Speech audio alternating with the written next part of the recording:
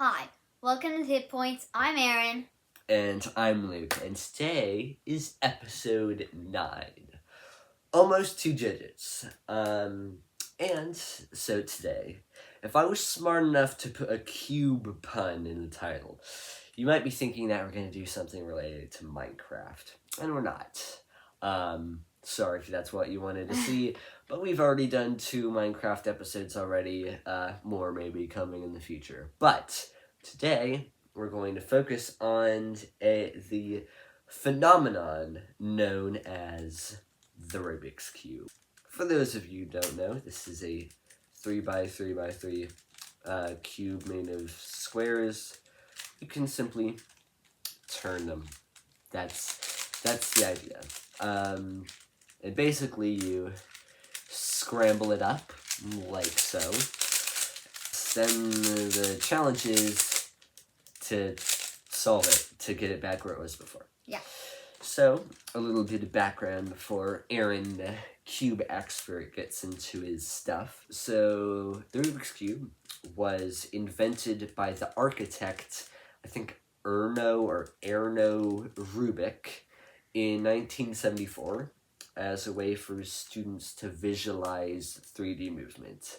If I remember correctly, it took him, I think, 3 months to solve it after he invented it. But in this house, we are, at least me and Aaron, are fans of cubing. So that's what we're going to be focusing on today. So Aaron is the best at cubing, much better than me. To start us off, we'll do, I think we'll solve these, a little race. Yeah. To give you a little example. Yeah. So I think we are going to do that. Good. So these are the traditional Rubik's cubing timers, and you just put your hands down on these 2 pads, and it starts once you pick it up. Yeah. So, 3, 2, 1, go. Oh no. Buddy. What am I even doing?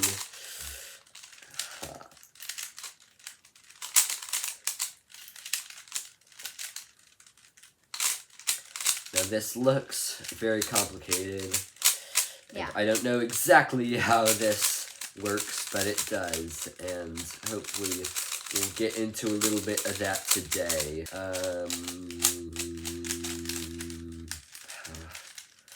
So much slower than you. Done. Okay. What did you get? So I got 54.182, which is not a very... That's respectable. Yeah, but for Definitely speed better cubers, than that's probably not for very speed good. cubers, that's a really terrible time. Yes. We just rewatched the documentary The Speed Cubers for maybe the 3rd time. Yeah. And they were getting like times in like the 5 to 6 second range. So Yeah. compared to them, we're a bit pitiful.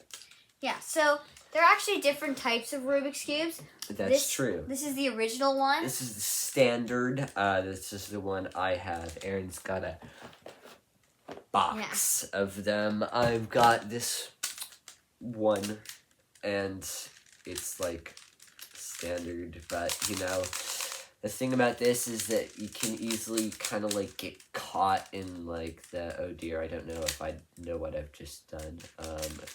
No. Can I fix it? I've screwed it up. But it can take a lot of fast movements, you know, and with this, you can kind of like jam it together. It's not the smoothest. And then there were cubes like this, which moves way quicker, and it doesn't get caught as much, and you're able to make very slick movements with it. So, this is a good kind, but it doesn't have magnets. And my personal favorite cube is one with magnets or maglev technology like that. I don't think it's called maglev. It's called maglev. Are you sure? Yes. I thought maglev was magnetic levitation, and that's not what that is. But I mean, and so marketing. That just helps it. It just moves way cleaner, and it doesn't get caught as much. Then this is just a 3x3. There's also 4x4s, 5x5s, 6x6, 7x7s, all the way up to really high, like really big, which takes over an hour to solve. Kind of crazy. Yeah, it's really crazy. And then there's also like different like crazy types of cubes, like a scube, a square one. What is a scube? Scube, square. It's just like a really funky like one center and then like 4 corners. Yeah, there's like a 1x1 cube that's just a total joke, and everyone says it's the hardest to solve. I don't know what's going on with that. And there's like a world record super tiny Rubik's cube that you need to solve with tweezers. Yeah. And then also like a mirror cube.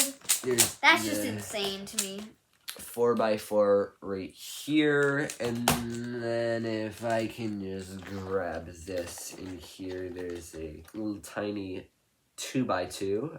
If you want to scramble and solve that while I get this other one out. The other one, which is quite an interesting one, isn't even a cube. It's Pyraminx, and it is a triangular pyramidal whatever prefix Rubik's cube, and well, not a cube. But yeah, that is an interesting one, and one it's in my personal opinion, when I had the opportunity to mess around with it, it's kind of like, it feels like it's like you should be able to solve it, and you're like on the verge of greatness and being able to figure out the puzzle, but in my experience, you're really not. Yes. Okay, should we get started? Okay, so what are we even getting started with? We're just explaining how to solve it. Right, we're explaining some stuff. So, I'll go over the basic strategy, and then you can take it away with movements. I don't know if we'll be able to explain it well enough that you can solve it, but it should be a good start for our listeners, and that's our goal in this podcast, is to both have fun, but also give you guys an insight into the games of the world, and see if you like them, see the rules, and yeah, but also don't just spend all day sitting in front of a screen. Like, just go and play the games. Okay, so I have here Scrambled Cube. So, can get real up in your face here. So, what you want to do first is you want to find this yellow center. Well, I mean, you can really choose any, but the way I learned is the yellow center. So, the goal is to make a daisy. So you want to find the white edge pieces and just move them around until you can get them all up into the daisy formation. And I won't be going over the moves to do this, just a general. It'll take care of that later, but I'm not really an expert on this. So once you have the daisy, the reason we made a daisy and not just put them on the white is because if you notice, these whites have this other side connected to them, but they won't always be connected with the right color center. So what you're going to do is find the ones that do, turn them all the way around if you notice the white is on the other side, and then turn those around. And then, with the ones that don't match, you turn the sides so that they do, and then match those up and turn them around. So we get our white cross with all of the centers nicely matched up here. Yeah, there we go. One of the reasons that speed cubes are also fun is because they don't have these black borders, so they're really easy to process. Okay, so we have this. Well, now what? So we want to get these white corners, and so I'm not going to go into this, too in depth, but basically you want to get all the matching corners matching, you want them to match. That's the point of solving a Rubik's Cube. So once I get all of this, you will see that we have a very nice white square. Bam. The other stuff isn't solved, but we do have this nice line of continuous color that goes all around there. So that's the first side. And basically what you want to do is get these corners filled out so that they match the two centers. So you do that,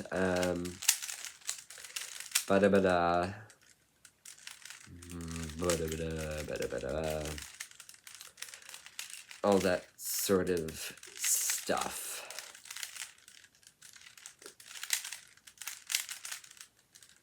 And then you have two lines. And basically, the very last sort of step is the yellow side. So the first goal is to get this sort of yellow cross.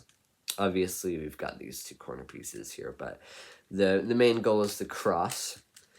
And then you've got to get these sides of the cross to match up with the colors on the respective sides. And then once you do that, all there is left to do is to get these final four corners matching. So yeah, once we do that, you will find that you have, in fact, completed a perfectly solved Rubik's Cube. Now, obviously, you can't solve a Rubik's Cube just on the information I've just told you, because I haven't actually told you how to do the stuff, just the basic layout. So Aaron is now going to explain the moves that go into this process. So, basically, basically, first you want to scramble it, and the first thing I normally do on this step Keep that solved already. Is, well, of course, find the yellow side, and then also see if there are any white edge pieces connecting to it, which in this case there are none. And then second, I look all around the cube trying to find all the white edge pieces, like there's two right there, and then figuring out how to bring them up. So in this case, this one is right here. You can simply turn it up, and it's just right there for you. And then some of them on the bottom, simply just turn it up too. And the hardest case, I think, it takes the most moves, is if they are right there. And if they're right there, you simply have to do this move, just turn it to the side, and then you can easily insert it up like that. And let me just solve this last one real quick. And when it's done, it should look something like this. And if it looks like this, then you know you've done it the right way. There's different cases, like this one. I already have one edge piece right here entered in, but of course it's not correct. So you sometimes might have to fix that. Then the second step here is to make the actual white cross. As Luke said, you just pick any edge piece with white on it, then match it up to the correct center piece, and then turn it just simply down 2 moves on the place you did. And there you can see it's entered in down on the white side, and it's lined up with this correct edge piece. Once you do that to all of them, first thing you should do is look at the bottom to see if it's correct, and if it's not, then you've made a mistake and you have to go back. The next step we have will be just finishing this whole entire white side. And this is where this is where you learn your first algorithm. The first thing you want to do is, okay, so I should probably tell you, these pieces are called corner pieces, and these right here are called edge pieces. The first thing you want to do is you want to pick a white corner piece that has white on it. It can be anywhere on the cube. I usually look at the ones on the top first. And let's see. Okay, so this piece, you can see it's white, and then it also has blue and orange on it. And you want to place it to where it's between both of those centerpieces. So right here, this is a white, orange, and blue corner piece. And right here is an orange, and here's a blue. And if it's like that, you know it's in the right place. And yeah, so it doesn't, so just to clarify, let me find an example. It doesn't matter if these two colors are swapped with their respective centers. It only matters that the colors are between the colors. Doesn't matter the order. Yeah.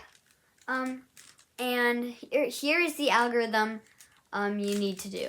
So basically, it is up, you turn the side. So if the edge piece is right here, the corner piece is right here, then you turn it up, you hold the side where the white is, and you turn it up to the left, side, and right. And you keep repeating that until it is entered into the corner, and it is correct.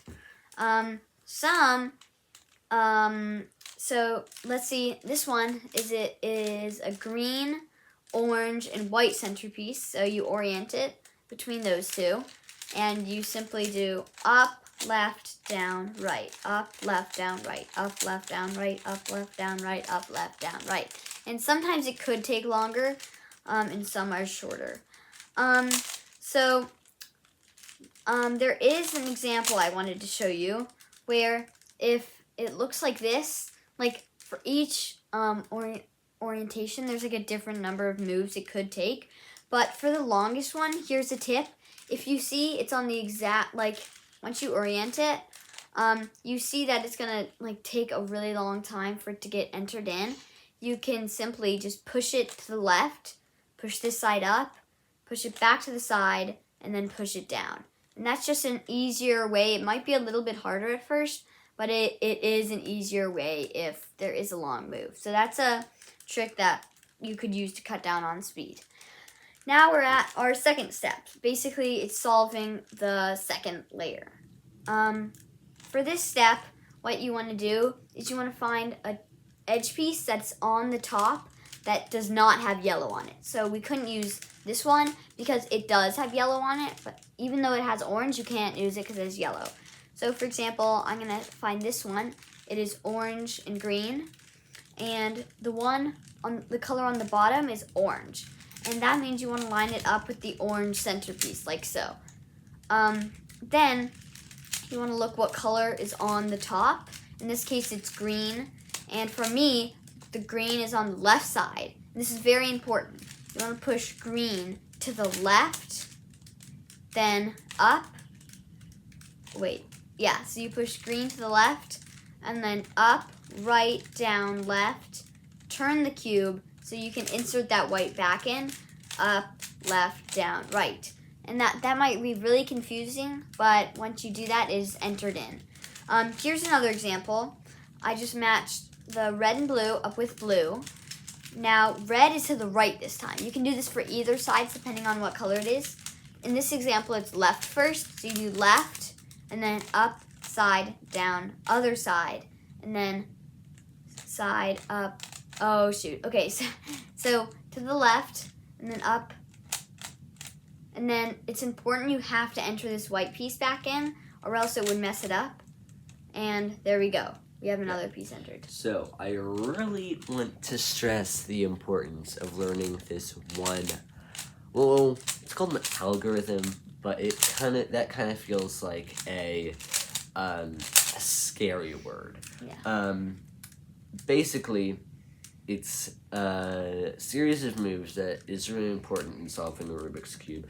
And I am going to turn my hands so that you can see exactly what I'm doing when I do this. So, you want to do this. That is an algorithm that is super, super important. Yeah. And that's what he's referring to when he says up, side, down, other side. And, fun fact, if you do that enough, you actually will end up returning to the original state of the cube. And back to you. Okay, so as you can see here, I've just solved the rest of the second layer using those algorithms. And yeah, this is actually pretty cool. Like, you can obviously see that you're getting pretty close to solving it. The next step is solving the yellow cross. This is basically, it's not really like solving the white cross, but it's still like an easy way to remember it. So what you want to do is just look at the white. Like, that's really what I do first. I look at the top and see what pieces I already have.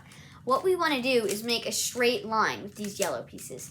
And what you do is you turn this to the side, up, side, down, side, and then push it back down so you don't mess that part up. And you look up and you have a straight line in the yellow. That's good. Now you hold it where the yellow side is facing. It's not vertical, it's horizontal. So what you want to do is you want to turn that side again, up, side, down, other side, and push this whole side back down. And now you can see that it's the whole yellow cross. So that's one of my, I think that's one of the easy steps, just because it doesn't take very long, a bunch of moves to do, and it's not that hard to remember.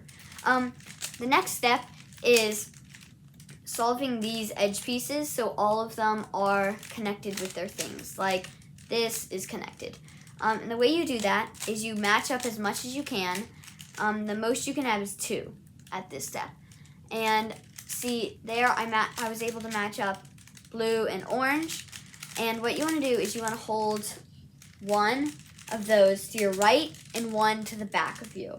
And then you do this algorithm. Up, side, down, side, up, side, side, down, side.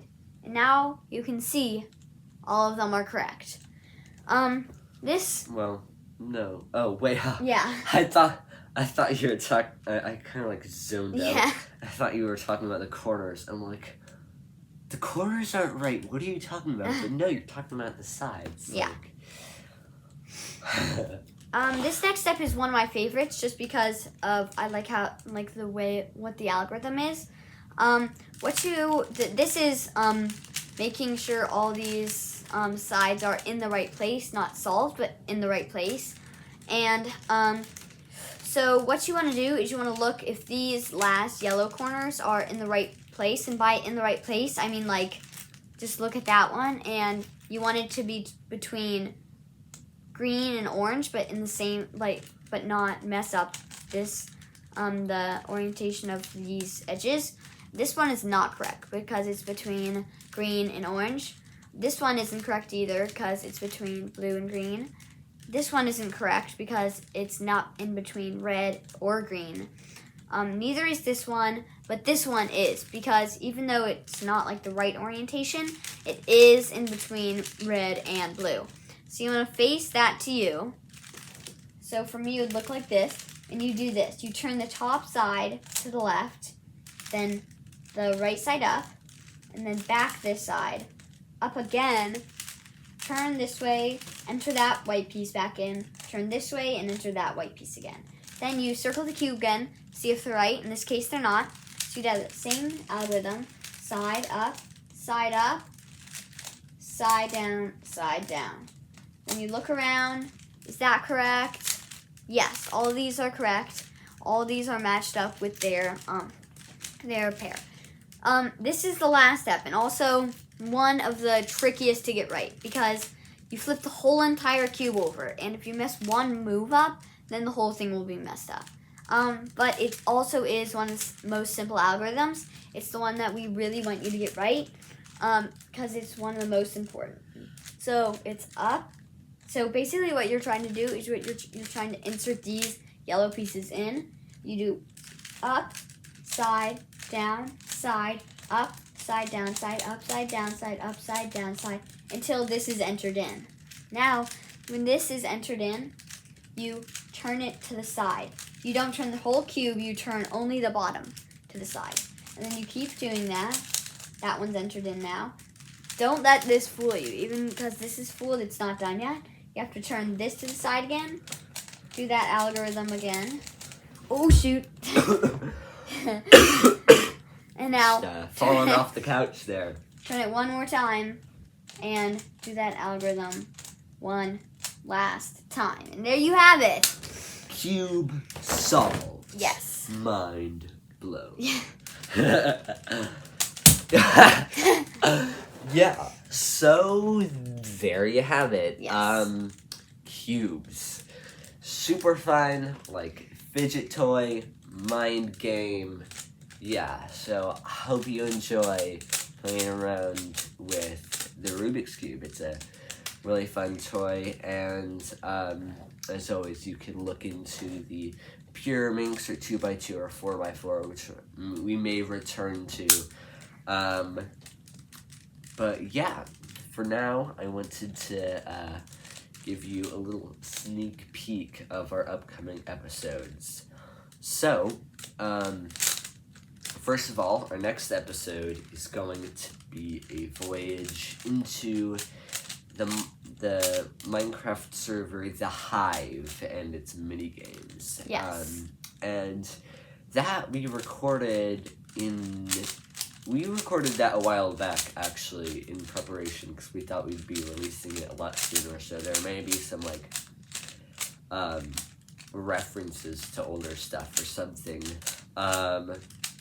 I think we recorded it last month or the month before, so it might be weird, in like, time relations, but, I hope you enjoyed that. Yes. Yeah, that's just our little sneak peek. But unless there's anything else you want to say, I think we're approaching the end. And yeah, hope you enjoyed. As a podcaster, we live to serve you in the grandest of ways. And if you're enjoying the podcast, please do follow or subscribe wherever you're listening to this, because it really does help us. So is there anything left that you'd like to say? Thanks for watching. Yeah, thanks for watching, and goodbye.